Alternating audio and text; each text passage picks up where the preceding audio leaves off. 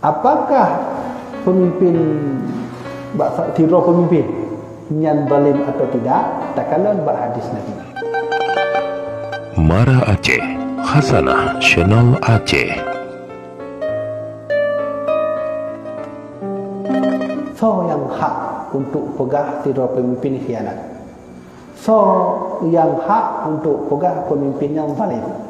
So yang berhak pegang pimpinannya adalah orang jahat.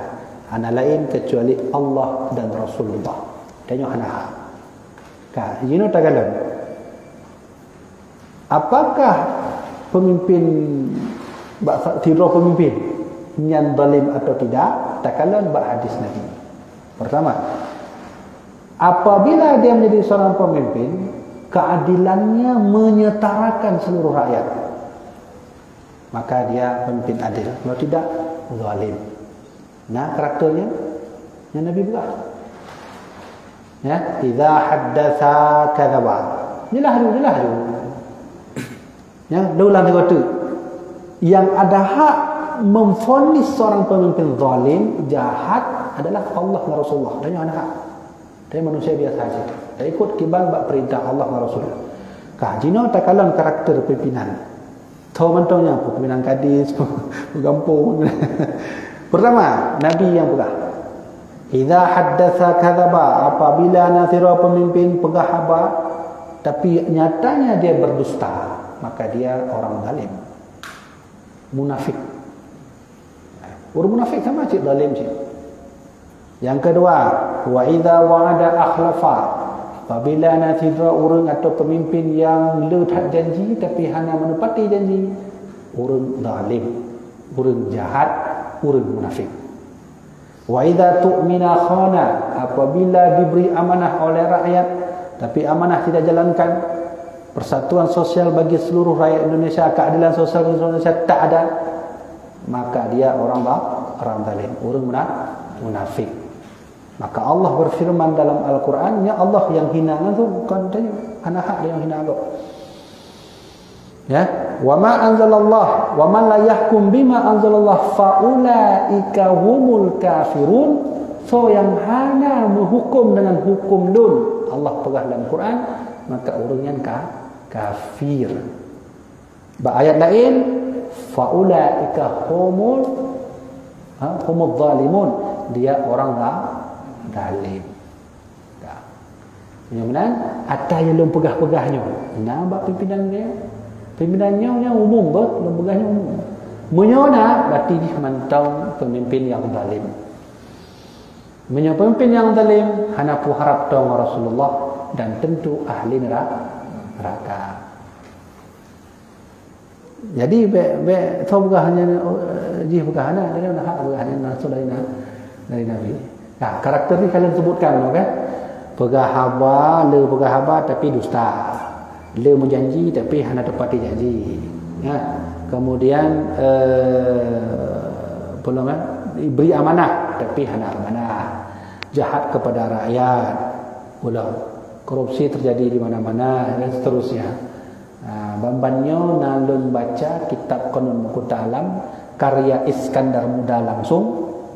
Ya, Qanun Muqta Alamnya hasil karya Raja awal, termasuk Sultan Ali Muqayyad Shah Mukminanlah, nyantik sejarah yang sebutkan. Intinya adalah Iskandar Muda yang sebutkan nambah karakter pimpinan zalim. Salah satu tidak merasa takut kepada Allah. Ya. Menyona dari pemimpin han takut kepada Allah, nyian pimpinan.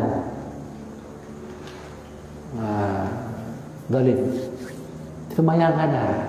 Kita memimpin sabuh bangsa atau negara atau kampung punya semayang.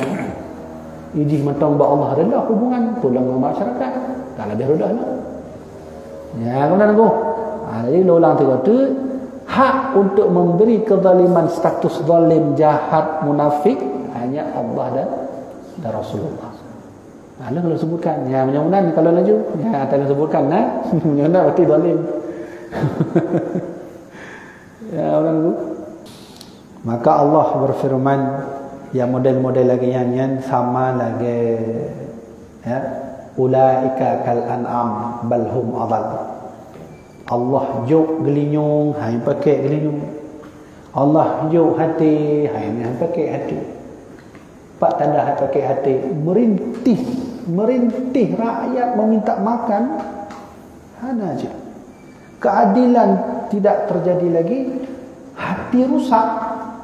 Nyo penyakit lebih berbahaya. Paling berbahaya penyakit adalah nasihat hai tak boleh. Menyo nasihat hai tak boleh, nyo mati. Maka Allah menyebutkan orang-orang lagi ya, ulaika kal an'am, yang sama lagi hewan macam. Hewan ternak. Maka punya tak pegah orang sama yang lagi hewan juga. Ada dosa hai Allah, Allah berahmat. Bal hum adal, bahkan lebih hina dari hewan. Hewan paling hina hewan punya. Dua buah sagai punya kon bui asal ya. Hana punya pakan sama yang lagi bui juga. Deh, pakai enggak sadar man. Allah yang pegang ni. Gimana? Ya, lahum udhunun la yasma'una biha wa lahum bibala ayatnya. Lu ingat terakhir tadi. Ulaika kal an'am bal hum adall. Mereka itu seperti hewan, bahkan lebih hina daripada hewan. Mana? Untuk tak ingat Allah, tak ingat aib kita nyoleh. Karena penyebab kita jauh dari Allah, aib kita hana gadah lah hati. Lagi contoh, mantong tak pelihara sifat sombong, mantong tak pelihara sifat dengki, mantong tak pelihara sifat ria, pamer. Nyan pegaduh dia dengan cara berkitab tasawuf.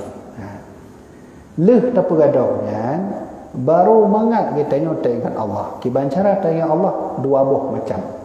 Pertama, sistem Nabi Ibrahim mengingat Allah, iaitu tarasakan kehidupan dunianya, tarasakan keindahan gunung, tarasakan keindahan alam laut, tarasa angin sepoi-sepoi kan, dan tapi rokok maknum tiba yang kopi belah ni baik mak tapi boleh kape nak kali kan duk sampai laut. Ini adalah metode Nabi Ibrahim. Maka mangat ingat Allah, dan lebih mangat lagi nya. Yang kedua, najud kita mengingat Allah, berzikir lagi biasa taduk bak musalla, taduk bak masjid. Allah tarasakan dia. Tarasakan dan Allah. Subhanallah, subhanallah, subhanallah. Ya, benar. Jadi ingat Allah yang dengku hana sembarangan. Al-ilmu nurun la yaghdifullah fi qalbi ghafil. Ilmu itu cahaya, dan tak akan sampai cahaya apabila hati mentonglah lalai. Kau ni, hai dah mau pakan dah yang tak sabi dah but sabi dah yang hai dah mau mana? Lagi hang sadar-sadar aja, lagi biasa aja, tak but. Lagi biasa main judi je lah. Kiban pakan tu sebab mentong na lalai lah hati, sombong, ria. Nyampe gaduh. Pergi. Boleh mendung baru mangat pertama. Ya, benar cara tu. Ya, jadi kiban cara ada bertasawuf. Dalam tasawuf lah akan hijau inan ilmu cara menghilangkan ria, sombong, pula sum'ah, ghibah, mandul. Ya. Memang tafakkur sejenaknya, tafakkur tak ingat alamnya di balik kekuasaan dan kudrat Allah. Karena alam pikiran apabila tapip mata semenit mentang munyo kitanya mau berfikir tentang alam, maka yang raih tak manfaat. Pertama, manfaat bak hati akan menambah iman. Ya, kan? Paling bacut. Contoh lebih mangat beri contoh. Kiban urang taubat ketika kalau tsunami liku mata. Hana payah pakai taubat antum. Menyona tsunami liku. Menyona tsunami hana. Tsunami hana taubat je. Ya kan? Andai tepi mata, terbayangkan tsunami truk lom siwa tu liku mata katanya. Ya, tafakkurnya akan membawa menambah iman. Cuman sistem tafakkur ni harus kita pelajari.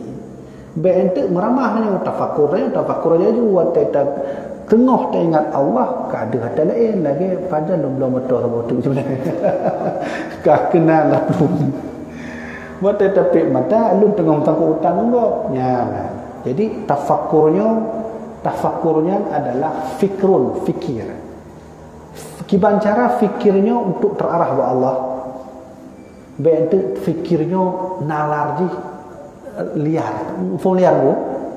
Tengah mangatnya kah kedih, ni lagi kah kena, ni kah kedih, yang benar, yang liar. Dah.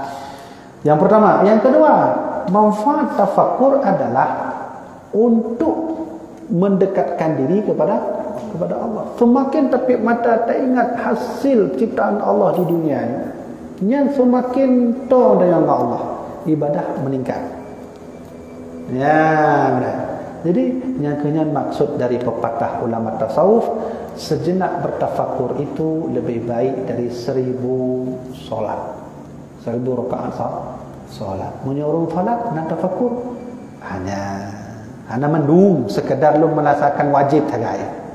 Allahu akbar. Maka Allah berfirman, fawailun lil musallin, celakalah bagi orang-orang yang solat. Allah yang celaka. Allah yurin semayang, tapi tempat lain Allah nak pegah dia hana tak semayang, celaka. So yang celaka yang hati ni hana khusyuk adalah. Ya, jadi menyomenan makna pepatah tasawuf, sejenak berfikir itu lebih baik dari solat 1000 rakaat. Ya kan? Jadi menyomenan negali laju ilmu tauhid. Karena ilmu tauhidnya iman fikiran, nyo berdua. Tugas tauhidnya dua buah fungsi je. Nyo proses kena damang. Proses long kena damang. Tugas fikih ibadah danyo gerak danyo mendung danyo boleh nyo fikih amaliah. Tugas tasawuf adalah hati, hana baulai kena hati. Tasawuf kena tapi hana ini